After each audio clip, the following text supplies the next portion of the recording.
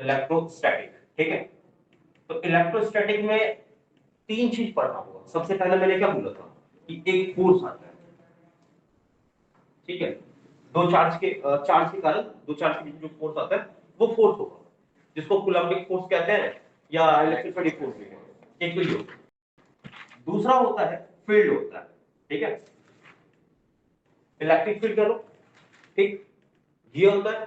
और तीसरा होता है पोटेंशियल, इलेक्ट्रिक, ठीक है, पोटेंशियल। ये तीन चीज पढ़ना होता है।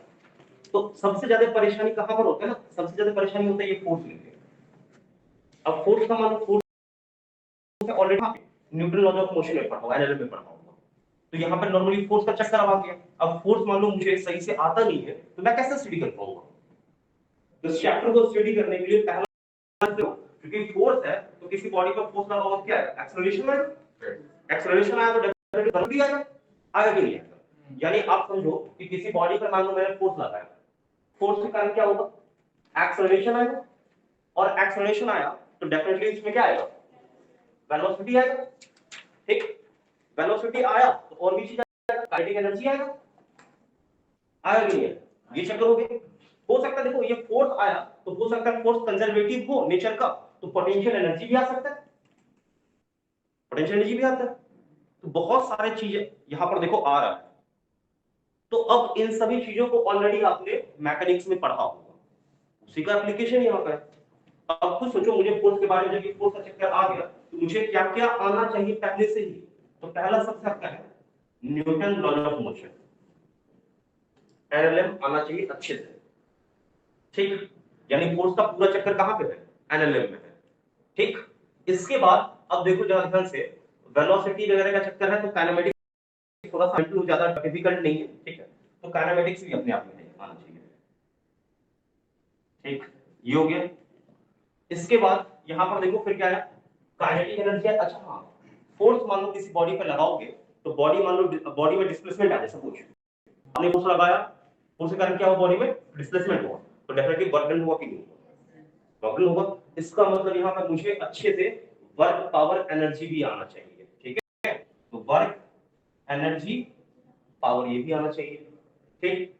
ये अब आना चाहिए अच्छे से, ठीक। इसके बाद सर्कुलर मोशन, रोटेशन होता है ना, सर्कुलर मोशन, ठीक।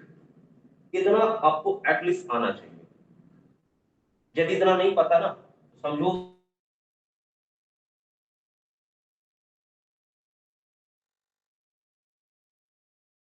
क्योंकि इलेक्ट्रोस्टैटिक का जो कंसेप्ट है वो एकदम लिमिटेड है, पूरा आपको पढ़ना है, इसमें मैकेनिक्स ही पढ़ना है। और ऑलरेडी आपको पहले से आ रहा है तो आपको दिक्कत नहीं होगा, नहीं आ रहा है तो फिर दिक्कत है। अब बताओ पंगा कहां है इसमें? हाँ, अब ये सब चीज कब आएगा, जब आप लोगों को ऑलरेडी वेक्टर पता होगा। वेक्टर नहीं पता है, वो नहीं है, पता रहेगा तो दिक्कत कहां पे, मुझे बस ये बताओ कहां प्रॉब्लम लग रहा है तुम्हें, किस पे? एनएलएम काइनेमेटिक्स मतलब सबका सब दिक्कत ही नहीं है। अरे यार वर्क और यार चलो तो फिर एकदम मैच चलो नहीं। देखो पहले पढ़ा हुआ नोट्स वगैरह है क्या? सर पावर और एनर्जी काफी है। अच्छा वही 11 कुछ वाली सर्टिफिकेट ऑनलाइन अरे नहीं पता। सर अभी आप अगर कर सकते हो तो करवा दो फास्ट फास्ट पूरा मतलब वन वन शॉट। ठीक है ना, वन शॉट का मतलब कम से कम 2.5 घंटे क्लास में बैठना पड़ेगा। आओ खाना पीना पूरा खा के बचा के बैठना, ठीक है हाँ ध्यान रहे। सर संडे को रखो ना, नहीं ठीक है।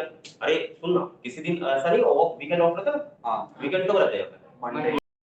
तो वीकेंड पे किसी दिन बैठते हैं 2-3 घंटे लंबा चौड़ा आराम से खाना पीना अच्छे से करके खा के आना अच्छे से, 2-3 घंटा बैठेंगे आराम से, सिंगल शॉट में अपना पूजा आराम से पूरा पूरा कैसे होगा, पागल है क्या?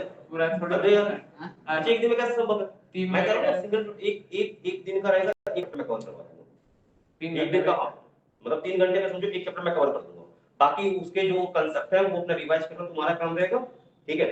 तो इतना मैं कर सकता हूँ, इससे ज्यादा मान लो कितना मैं करवाऊंगा। तुम लोगों ने मैंने देखा हर एक बैच का देखा सिचुएशन, तो ऑलरेडी अपना हालत पूरा पहले खराब कर रखा है, और अंतिम मोमेंट में कितना कर पाऊंगा? दिक्कत तो कहीं ना कहीं खराबी है, जहां तक इतना मैं एकदम डाउन लेवल पे मैं चल रहा हूँ ये तुम्हें नहीं आना तो दिक्कत है। सर वेक्टर आता है बाकी नहीं आता। वेक्टर आता तो वेक्टर में भी मतलब परेशानी हो चुकी है, मुझे पता है, ठीक है। तो ये पता रहना चाहिए, आप एक बार नोट कर लीजिए क्या क्या आपको पढ़ना है, ठीक है, नोट कर लीजिए क्या क्या पढ़ना है। सीख लो वेक्टर, आपको स्टडी क्या करना है पहले से पहले सबसे पहला वेक्टर लिख लो।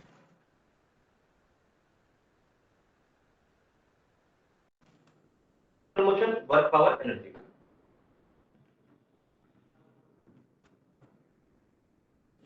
बाय गॉड बताओ मैकेनिक्स पता है पूरा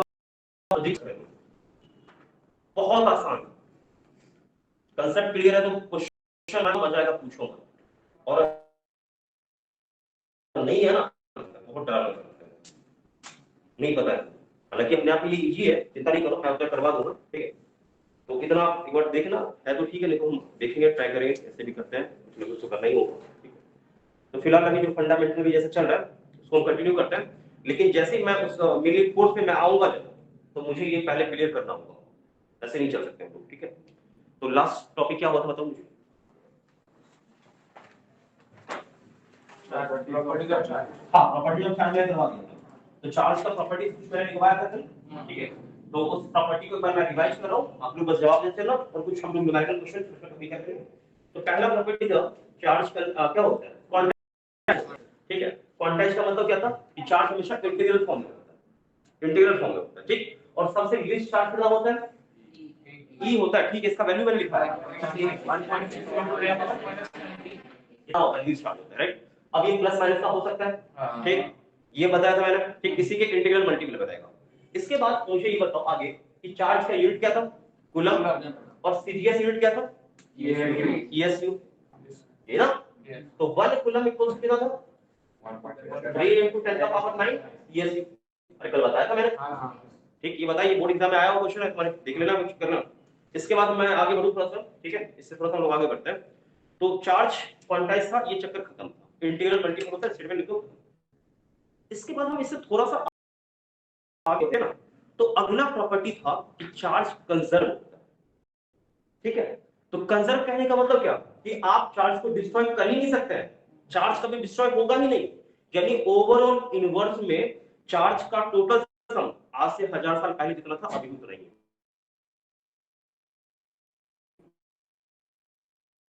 बोला था आपको कि किसी भी सिस्टम में टोटल चार्ज को जब आपको निकालना हो तो क्या करो, सीधा अलजेब्रिकली ऐड कर दो, यानी चार्ज क्या होता है, अलजेब्रिक एडिटिव होता है। ये 3 प्रॉपर्टी था।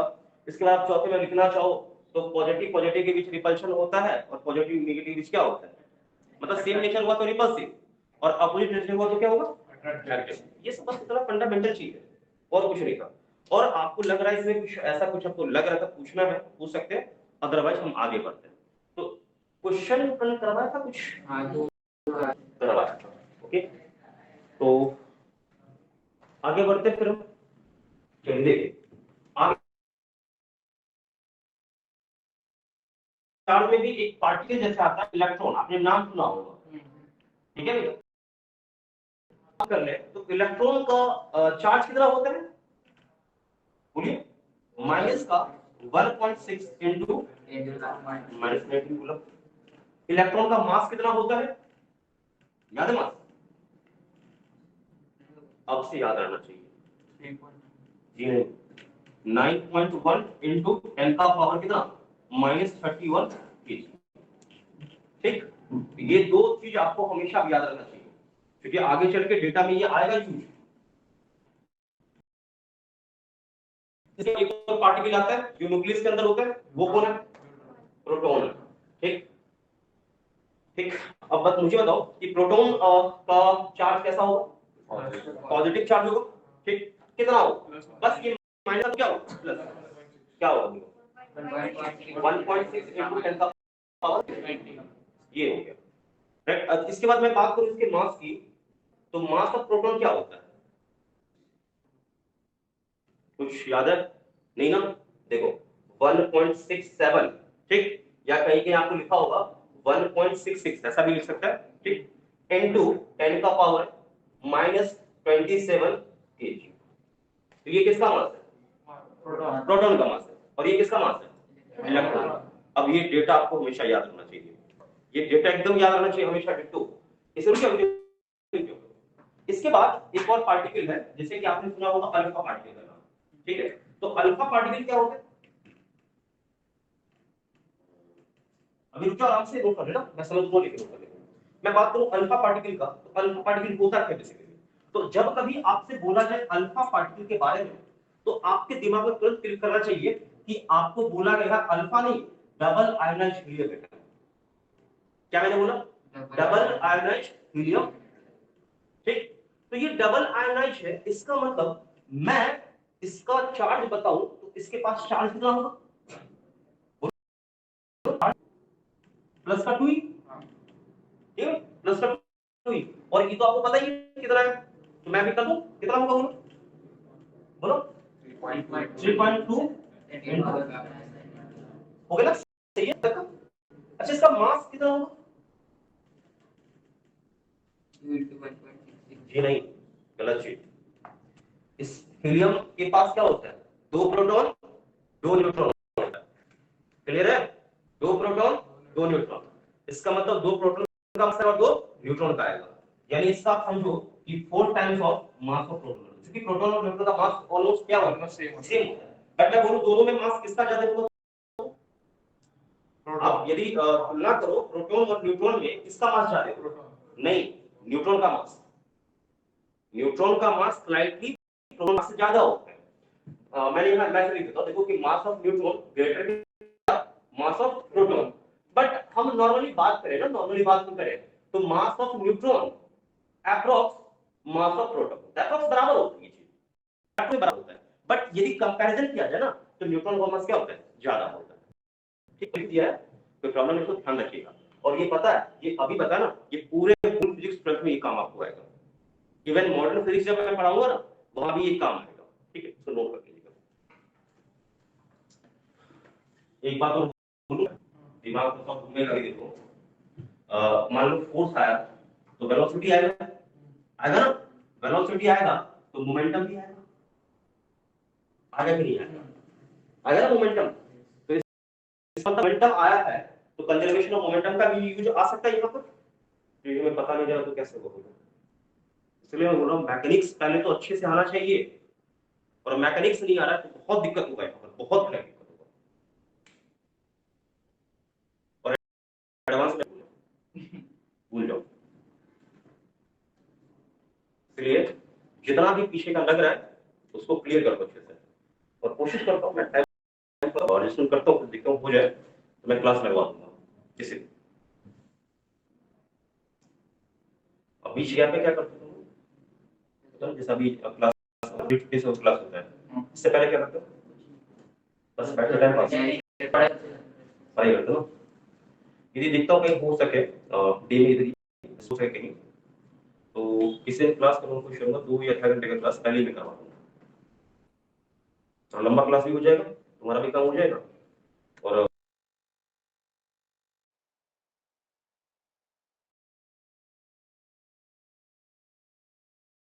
when charges in the same nature then repulsive force act।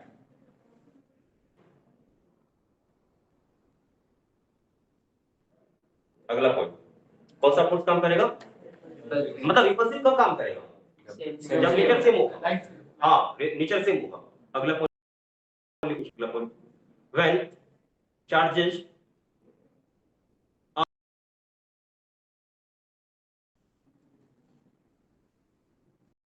Positive और ये भी पॉजिटिव, ठीक।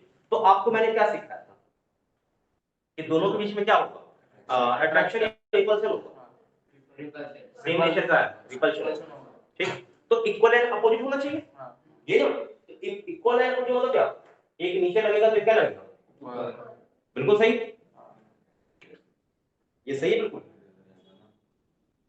नहीं, एक मिनट, ये सही है कि गलत है, गलत, क्यों गलत है, अट्रैक्शन अभी बोला ना, तो इक्वल एंड अपोजिट होना चाहिए, मैंने तो कर दिया। अट्रैक्शन अब मैं समझाता हूं, कांसेप्ट सीखो पहले, देखो एक का अच्छा फंसता लिखो, क्या होता है उसको तो दिमाग में कोई किस तरह कर दिया वो, ये हमेशा ध्यान रखना कि जब कभी फोर्स अट्रैक्टिव हो या रिपल्सिव हो, दो लाइन ज्वाइनिंग पहले निकाल लो। लाइन ज्वाइनिंग हो गया, दोनों पॉइंट को मैंने मिला दिया, तो मिलाने वाला लाइन ये है, ठीक। तो जो भी फोर्स आए, चाहे अट्रैक्टिव हो चाहे रिपल्सिव हो, वो हमेशा इसी लाइन पे होगा। बात समझ में आ रही है क्या? मतलब आप इस पर फोर्स निकालो चाहे इस पर निकालो, वो फोर्स हमेशा इसी लाइन के अलोंग ही होगा, राइट। तो अब जैसे इस पर मैं फोर्स निकालूं तो इस पर फोर्स किस तरफ होगा, ठीक। इस पर निकालो फोर्स तो किस तरफ होगा, इस तरफ होगा, ठीक। यानी इक्वल अपोजिट है, ठीक है, लेकिन ये फोर्स हमेशा इसी लाइन ज्वाइनिंग के अलोंग आएगा, इसी लाइन के अलोंग आएगा। गलती से आप ऊपर या नीचे मत कर देना, दाया बाया कुछ नहीं, जब कभी आएगा तो लाइन ज्वाइनिंग के अलोंग आएगा, ठीक। अब आप समझिए यहां थोड़ा ध्यान से, इस फोर्स की बात करिए, तो ये फोर्स मैं F2 करता हूं और ये फोर्स मैं क्या करता हूं, F1 करता हूं, ठीक। मेरे को आप ये बताओ कि F1 वेक्टर और F2 वेक्टर ये माइनस में लगा है, माइनस क्यों लगा है? हाँ इसीलिए। बट मेरे को ये बताओ कि दोनों का मैं निकालू, मैंने डब्बा लगा दिया, मैग्नीट्यूड देगा लेके, ये मैग्नीट्यूड दोनों का सेम होगा कि अलग अलग होगा? सेम होगा मैग्नीट्यूड, ठीक। यहां तक तो ओके है, नो प्रॉब्लम, इसमें कोई दिक्कत नहीं, सब सही है। तो ये पता रहना चाहिए, ठीक। और अब हम आगे बढ़ते हैं, वो देखिए ध्यान से, क्योंकि अब मेन चक्कर अभी है, अभी समझ रहे हैं। देखिए आपसे कभी भी पूछा जाए फोर्स के बारे में, तो सबसे पहला पॉइंट क्या बनता है, ये फोर्स F1 हो चाहे F2 हो, है तो दोनों इक्वल है, मैं किसी एक को डिफाइन करता हूं, बात खत्म। तो ये जो F है ना फोर्स, ये प्रोपोर्शनल होता है दोनों चार्ज के प्रोडक्ट का। तो मैग्नीट्यूड मत तो सोचो, केवल उसका अपने को लेना है, ठीक। तो यानी Q1 का मैग्नीट्यूड इनटू का मैग्नीट्यूड, ठीक। तो ये होता है, मतलब ऐसा, मतलब मैं समझा, आप ये फोर्स की बात करो चाहे वो फोर्स की बात करो, दोनों फोर्स को बराबर मैग्नीट्यूड में, और इस फोर्स का जो वैल्यू होता है ना, ये फोर्स F, ये फोर्स दोनों चार्ज के मैग्नीट्यूड का क्या होता है, दोनों चार्ज के मल्टीपल का प्रोपोर्शनल होता है। दोनों चार्ज का क्या करो, प्रोडक्ट कर दो, गुना कर दो, उसके प्रोपोर्शनल है। ये दिख रहा है क्या, मैंने दोनों को क्या किया, प्रोडक्ट किया, ठीक। तो आप ऐसा समझ लो कि F प्रोपोर्शनल, दोनों के प्रोडक्ट का ये प्रोपोर्शनल होता है। पहला पॉइंट तो ये हो गया, ठीक। दूसरा पॉइंट क्या है, ठीक है, दूसरा पॉइंट क्या है, हाँ पॉस्टुलेट ऑफ न्यूटन।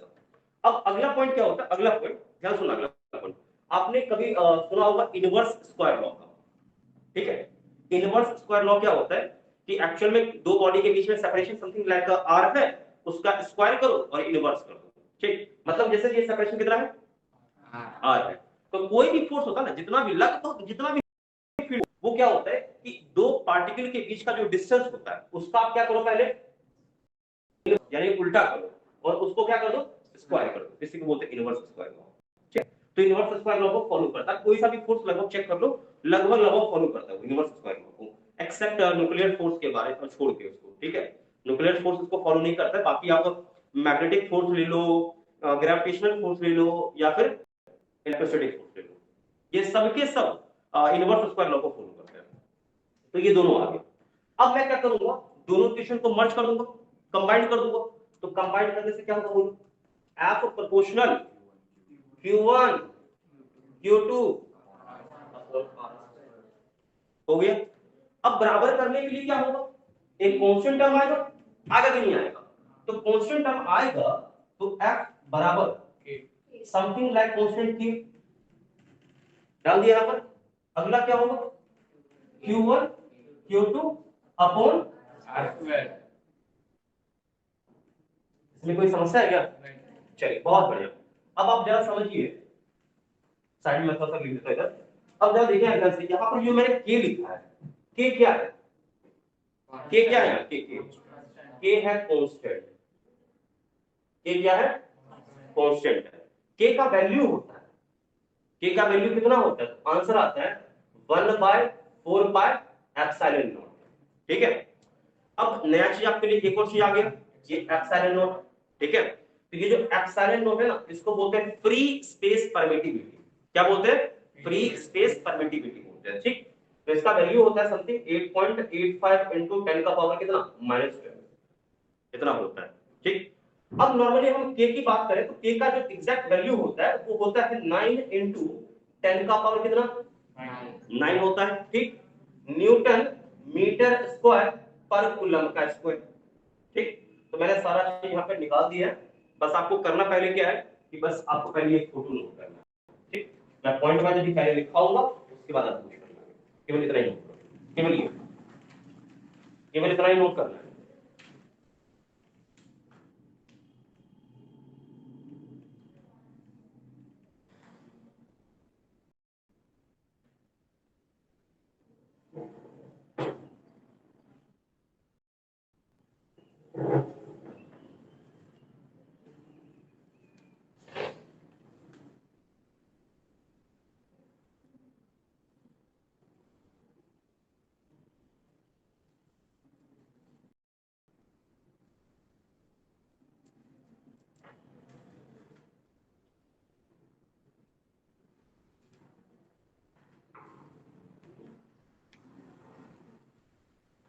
हो गया? यस देख लीजिए इससे ठीक लग रहा है, प्रॉब्लम हो गया ना, हो गया। चलिए पहला पॉइंट देखिएगा, पहला point, the force between the force between the force between two charges, the force between two charges known as known as known as electrostatic force, known as electrostatic force or electrostatic force or coulombic force। क्या मैंने बोला, मतलब इस force का नाम क्या रहेगा, दो चार्ज के बीच जो फोर्स आएगा उसका नाम क्या रहेगा, या तो कूलम्बिक फोर्स बोलना है अपने को, या फिर क्या बोलना है, दो में से कोई। बस मैं तो बोलूंगा दोनों एकदम दिमाग में सेट कर लो नाम अभी से। इस फोर्स का नाम या तो इलेक्ट्रोस्टैटिक फोर्स बोलो या कूलम्बिक फोर्स बोलो। फोर्स का नाम डिफाइन हो गया, क्लियर है, आगे बढ़ते हैं। अगला पॉइंट क्या है, क्योंकि आप भूल जाएंगे, मुझे ऐसा डाउट लग रहा है, जो भी फोर्स होगा ये हमेशा लाइन ज्वाइनिंग के अलाउ होगा। ठीक है, तो नीचे लिखिएगा इलेक्ट्रोस्टैटिक फोर्स और कूलम्बिक फोर्स। सेकंड पॉइंट में हाँ सेकंड पॉइंट, पॉइंट वाइज लिखना, पॉइंट वाइज। इलेक्ट्रोस्टैटिक फोर्स और कूलम्बिक फोर्स, इलेक्ट्रोस्टैटिक और Coulombic force always act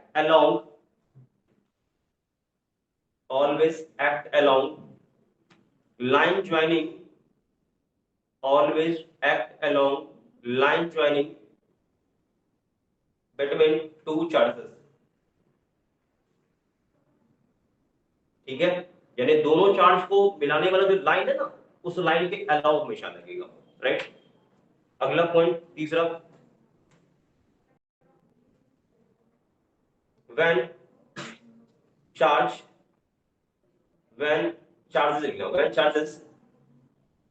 in the same nature then repulsive force act।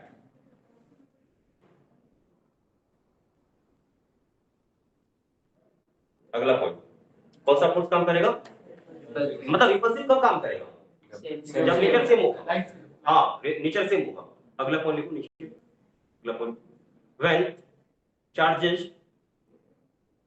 are opposite nature, when charges are in opposite nature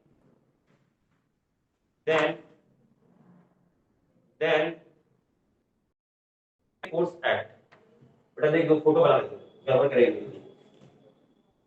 plus plus. ठीक, तो क्या होगा, repulsive, minus minus भी हुआ तो क्या होगा, रिपल्सिव होगा। ठीक, एक प्लस है और एक माइनस है तो क्या होगा, अट्रैक्टिव। ये लिख लो, ठीक है ना, ये लिखो। अगला पॉइंट, पता है ये इस फोर्स को एक और फोर्स बोलते हैं, सेंट्रल फोर्स भी बोलते हैं, क्योंकि लाइन ज्वाइनिंग के अलाउ है ना, इसलिए फोर्स भी बोलते हैं। नीचे लिखिएगा, कूलम्बिक और Coulombic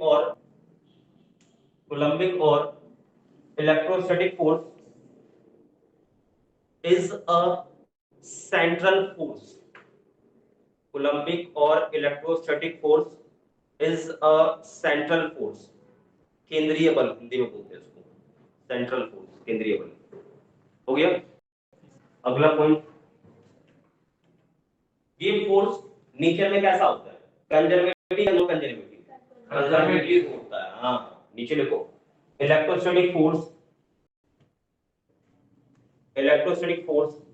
is conservative in nature.